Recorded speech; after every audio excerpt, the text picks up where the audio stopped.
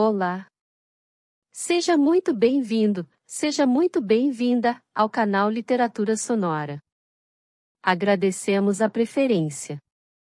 Que esta experiência venha lhe proporcionar novos aprendizados. Boa audição. Cantiga de Esponsais. Imagine a leitora que está em 1813, na Igreja do Carmo, ouvindo uma daquelas boas festas antigas, que eram todo o recreio público e toda a arte musical. Sabem o que é uma missa cantada, podem imaginar o que seria uma missa cantada daqueles anos remotos.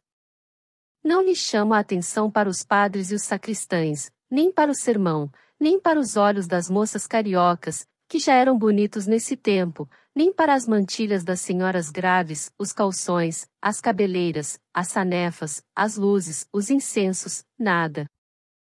Não falo sequer da orquestra, que é excelente, limito-me a mostrar-lhes uma cabeça branca, a cabeça desse velho que rege a orquestra, com alma e devoção. Chama-se Romão Pires, terá 60 anos, não menos, nasceu no Valongo, ou por esses lados.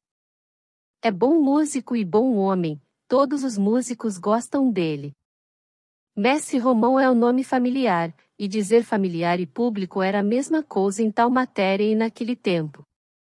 Quem rege a missa é Mestre Romão, equivalia a esta outra forma de anúncio, anos depois, entra em cena o ator João Caetano, ou então, o ator Martinho cantará uma de suas melhores áreas. Era o tempero certo, o chamariz delicado e popular. Mestre Romão rege a festa. Quem não conhecia Mestre Romão, com o seu ar circunspecto, olhos no chão, riso triste, e passo demorado? Tudo isso desaparecia à frente da orquestra, então a vida derramava-se por todo o corpo e todos os gestos do mestre, o olhar acendia-se, o riso iluminava-se, era outro. Não que a missa fosse dele, esta, por exemplo, que ele rege agora no Carmo é de José Maurício, mas ele rege-a com o mesmo amor que empregaria, se a missa fosse sua. Acabou a festa, é como se acabasse um clarão intenso, e deixasse o rosto apenas alumiado da luz ordinária. Ei-lo que desce do coro, apoiado na bengala, vai à sacristia beijar a mão aos padres e aceita um lugar à mesa do jantar.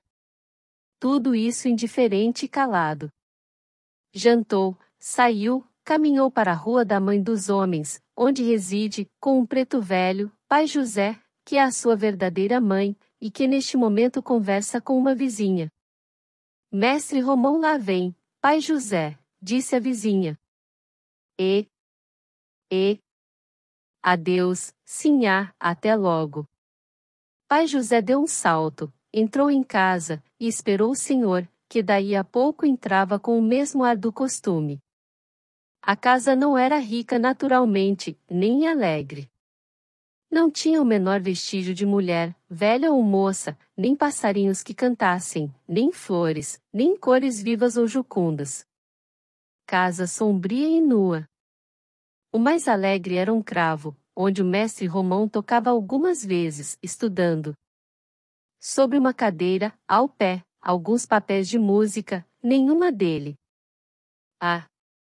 Se mestre Romão pudesse, seria um grande compositor. Parece que há duas sortes de vocação, as que têm língua e as que a não têm.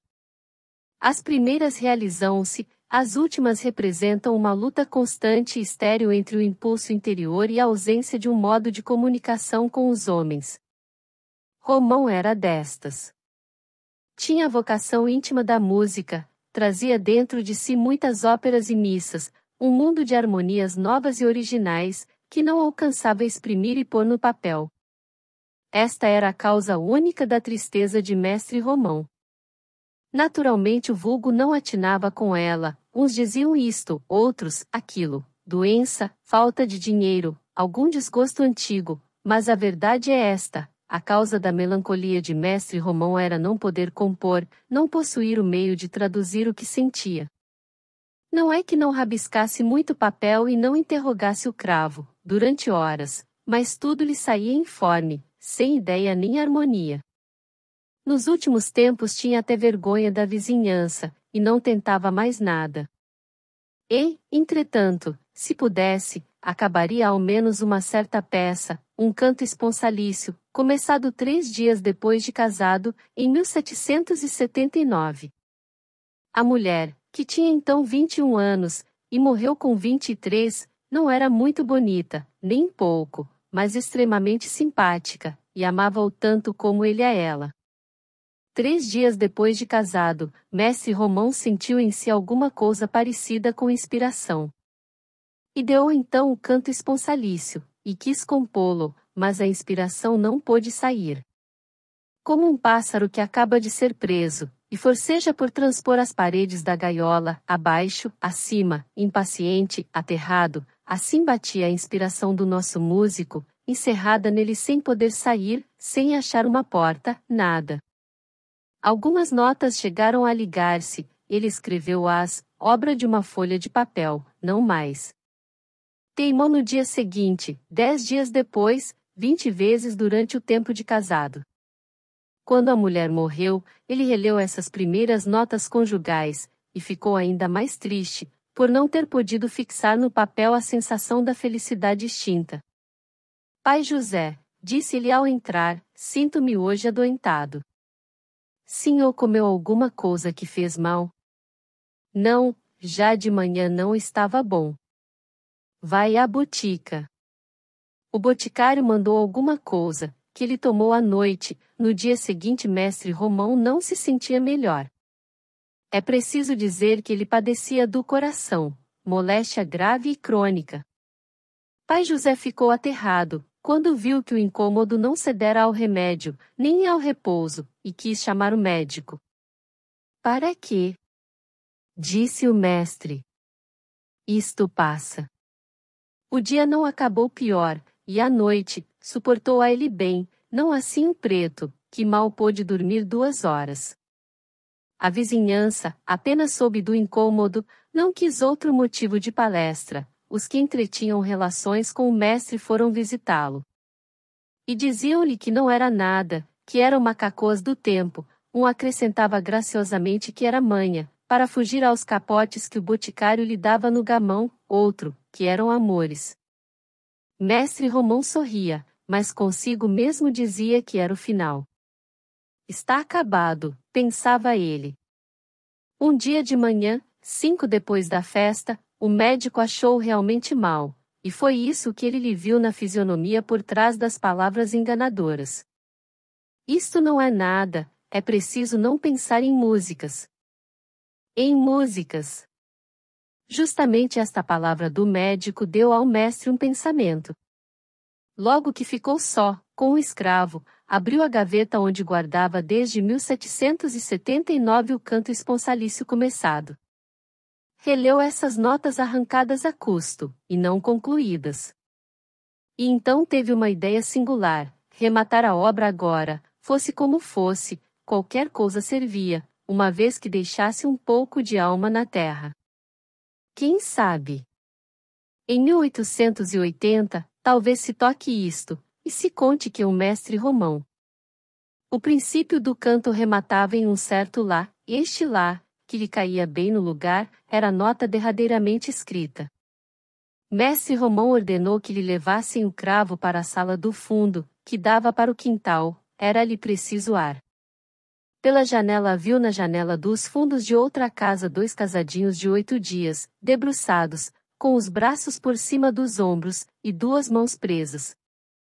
Mestre Romão sorriu com tristeza. Aqueles chegam, disse ele, eu saio. Comporei ao menos este canto que eles poderão tocar.